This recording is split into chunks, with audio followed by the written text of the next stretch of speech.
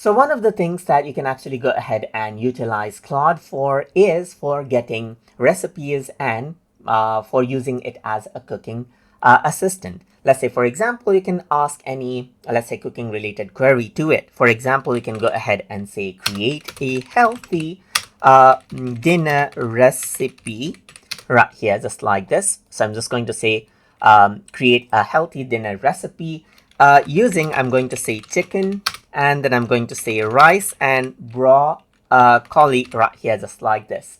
So once I go ahead and hit the send button right here, just like this, what happens is that it'll go ahead and give me the details right here. So I said create a healthy dinner recipe using chicken, rice, and broccoli right here.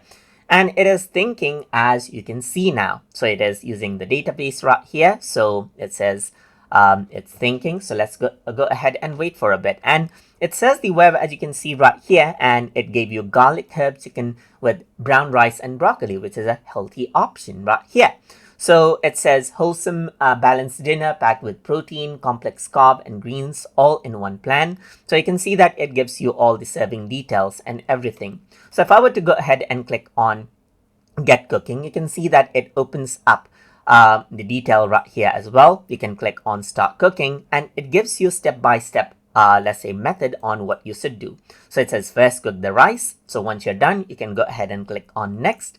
Then you got season the chicken, click on next. Then you got sear the chicken right here. Then you can click on next, and then you can see it says add garlic and broccoli and saute it for 5 minutes. So you can see that you even have a timer right here, which is quite interactive. And then you can go ahead and click right here. Then it says finish and serve. So this is basically what you have right here. So you can go around back right here, and then this is what you have. So that is basically how you can go ahead and work around with recipe and cooking assistant inside of Claude AI. So I hope you guys learned something as always. And as always, please like, comment, share, and subscribe.